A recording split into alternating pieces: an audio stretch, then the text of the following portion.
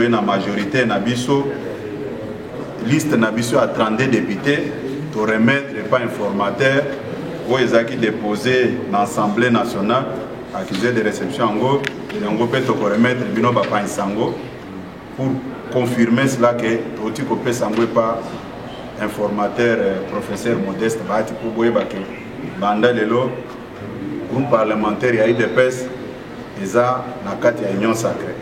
Bandeko yo basali dictature pendant 18 ans. Baza ko respecter droit de l'homme te ba yebi kutu état de droit te ba ya couper sa UDPS leçon na makambo état de droit, ce n'est pas possible. Makambo ezo salema kuna ezalinde kolanda mibeko. Constitution na biso règlement intérieur na ba arrêt ya cour constitutionnelle ezalaka pe par o to bengi jurisprudence. Problème ya bandeko na biso wana oyo lobi wana.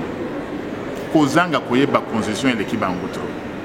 Au moment où bango batika kaka na paragraphe ya liboso au lieu ya kotanga makambo nyonso soki batangi arrêt au moment ya arrêt ezaka 24 pages 25 pages bazaka na tante batanga kaka paragraphe moko na lobi boye makambo nyonso ezo salema kuna ezalinde conforme na loi na constitution na biso parlementaire de l'Union pour la démocratie et le progrès social de Tshisekedi et de l'autre côté il y a les cadres responsables de toutes les structures de l'IDPS, il y a l'exécutif national du parti, il y a la Ligue des jeunes et la Ligue des femmes qui m'accompagnent pour accomplir cette tâche. Nous venons de confirmer notre appartenance à l'Union sacrée. Nous venons de déposer notre liste de 32 députés auprès de l'informateur, le professeur Modeste Bahati. Vous, en tant que famille politique, avez-vous aussi des conditions comme les autres femmes? Pour ne pas créer des polémiques au niveau de l'opinion, ici nous parlons au nom de l'IDPS. Ce qui nous préoccupe d'abord, c'est l'intérêt de la population. Nous n'avons pas de conditions à poser. Il y a certains de nos amis qui ont évoqué les problèmes de lutte contre la corruption, la sécurité à l'est de la République, beaucoup de choses. Mais si vous regardez dans notre parcours, vous allez trouver que c'est ça même le cheval de bataille, les combats menés par l'IDPS pendant 37 ans. Aujourd'hui, moi, je me suis très fier, puisqu'il y a les autres qui ont compris que le combat de l'IDPS était un combat génial. Si certains des politiciens ont jugé bon de nous rejoindre dans cette démarche, nous disons bravo, je n'ai pas de commentaires à faire là-dessus.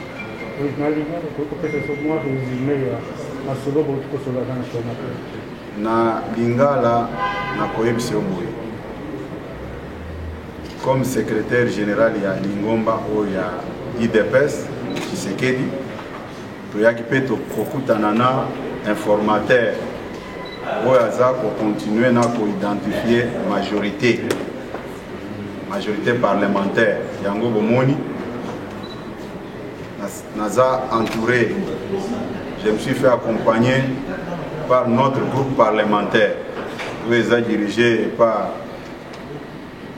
Molobeli Nabiso, Dr Léon Mubikai, na bandeko nyonso baza yana elongo na côté à Lingomba Nabiso, tozana ba secrétaire généraux adjoint au baza ko accompagner nga bandeko Léo Bizibu, bandeko Aselo, na Ligue des femmes, na Ligue des jeunes. Tolingi likambo esa le makaka na likolote tolingi kotia bat nyonso esika moko biso to confirmer à la face du monde que to adhérer na makanisi ya kitoko ya mokonzi ya mboka oyo ya union sacrée nde toye na majorité na biso liste na biso à 32 députés to remettre pas informateur oyo ezaki déposé dans l'Assemblée nationale accusé de réception en go yango pe to remettre bino papa insango pour confirmer cela que tout copé sango pas informateur professeur Modeste Bahati pour boye ba que banda lelo groupe parlementaire ya IDPS eza na kati ya union sacrée na kanisi nazo pesa bino pe liste en boza nango obokende koyebela makambo na réseaux sociaux. Merci. 32 oyo bakoti na union sacrée officiellement. puis les partis accompagnés, n'est-ce pas, par le secrétaire général du parti, Distinct Kambouya, la présidente de la Ligue des femmes, qui est exécutif, Nangamoko président Ligue, pour nous représenter les moments où les jeunes n'ont surtout à parti pour adhérer, pour CPI dans le Kanissimala, où il y a chef de l'État, pour l'Union sacrée de la nation. Mais comment donc, oui, chef de l'État, Arnoira qui vit sur le gouvernement à Liboso, il a envoyé ça à Maraté, dans mon kilo à Congo, il a condamné comme commissaire, président Nabiso, l'ancien président de la Ligue des jeunes, ministre national, et on dit que pour pèse encore de l'espace pour la jeunesse. Voilà ce que je peux dire par rapport à cette question. Biso a trouvé le coup de la UDPS, leadership côté du secrétaire général, mon secrétaire général, et puis le groupe parlementaire à UDPS, beaucoup d'informateurs, qui ont Biso. Toute une hésitation à mon côté, conditions égalité, Union sacrée de la nation égalité pour Nabiso d'abord, donc pour confirmer l'appartenance à l'Union sacrée de la nation mon la Union sacrée tout le monde FCC est commis majoritaire qu'on a. Est-ce que l'impact de l'Union sacrée aux la carte où idée à Mozamboka a pesé? L'Union sacrée aux la blanchisserie. Ceux qui baillent, bande ko baillé, bande ko non sur la table avec bipa et mususu, to banze de babongo ni motem. Et puis, tu peux permettre l'Union sacrée à permettre que Makambo et Salama pour intérêt à battre. L'Union sacrée de la nation, c'est le peuple d'abord. Le peuple d'abord, de mon bâtonnion soit à Tabazak n'a pas parti, Moussous, Bandimi Mbaloyo, Basal la peuple d'abord. Yangwana tout ces pays, tout Ndimi et Bakolanda, Zelawana Kosel la peuple nabi. Donc, n'a le banano boy. Bandekoyo Basali dictature pendant 18 ans. Baza ko respecter les droits de l'homme, ba beaucoup d'état de droit, ba ya couper ça eu des pèses, les sons na makambo état de droit, ce n'est pas possible. Makambo ezo sale makuna ezalinde kolanda mibeko. Constitution na biso, règlement intérieur na ba arrêt ya cour constitutionnelle ezalaka pe pare o to bengi jurisprudence. Problème ya bande ko na biso wana oyo lobi wana. Kozanga koyeba constitution eleki bangutro.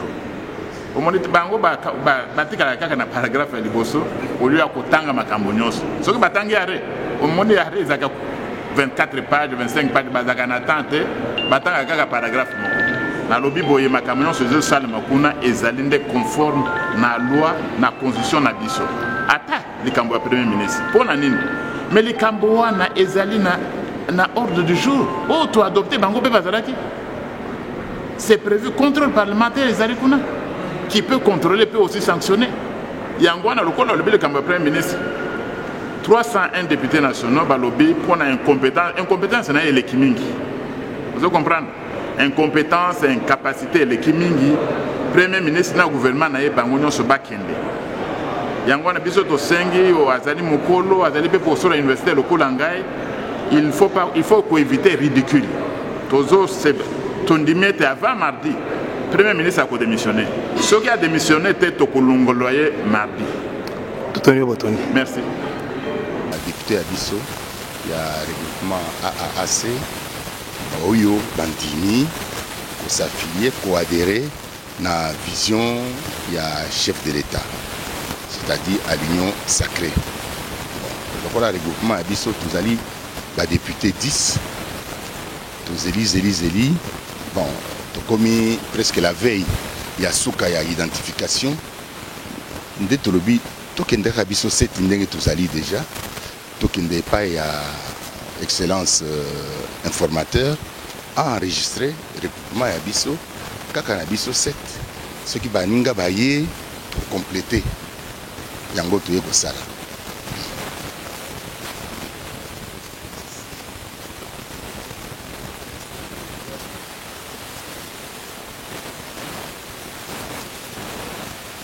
Bakoloba, ekozala ya solo, mais ezali ya solo universel te, eza vérité universelle te. Muntu na muntu aza na kana ye. Muntu lokola ngai nazali premier député ya FCC na bravaka instruction ya plateforme ya biso parce que nakendaki ko assister na prestation de serment ya ba juge ya cour constitutionnelle. Kai muntu ya liboso nazalaki nakendaki en tant que député FCC. Parce que na estimaki que il n'y a pas de mal. Présence nanga est une présence moko démocratique. pourquoi démocratique, ils ont relevé la non-impérativité à mandat. Base à Sengingai Nakende.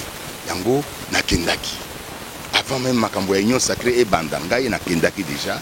Et on a parlé du peuple qui a assisté à la cérémonie où il y a prestation de serment à la juge de la Cour constitutionnelle. Et il est comme la deuxième étape. Le président a initié Makambo Union Sacrée, a initié consultation. Nakendaki accompagné na ba député nyonso ya Grand Kassai tango tout la biso ekokaki babengaki biso nandimaki ke naye na expliquaki bande ko biso président asa président de la République base ya biso nyonso balobi bukende ko appuyer ye tout ça la ndenge nini il faut tokende ko appuyer ye parce que na 2023 tokozongela lisusu base ya biso pour ba pesa biso ba voix électorale. Mais ceux qui ont sali oyo base et l'ingité, est-ce qu'il va couper ça yo voix? Donc en 2023, les lots ils ont interrogé ils ont interviewé ngai. Naza na importance parce que nous allons députés. Ceux qui nous allons députés, est-ce que Bantunyo Sobazo les cas ozo tel misabango? Non. Oye pas nanga parce que nous allons députés, au moni que aza parmi les acteurs politiques importants yamboka oyo. Yango base nangai bana mwenedi tout ngai naza élu ya mwenedi tout ville base na ngai boyeba que député ya bino Martin Chipa Malunganga Chama azo sala kaka makambo oyo bino base budiktaki parce que bango base nde ba patron na ngai nako sala makambo mususu te nazo sala kaka oyo patron na ngai alingi patron na ngai eza nani eza base. Mbote monsieur journaliste.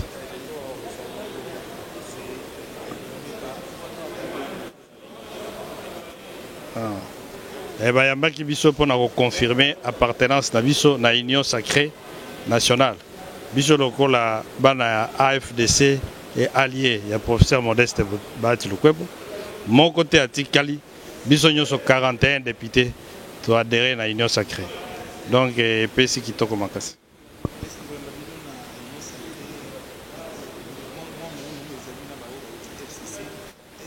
Te tosi to sangana déjà makama nungu ezate même yemoko ministre Steve Bikai tozaki na ye pour vous dire que makamonyo c'est ça bien.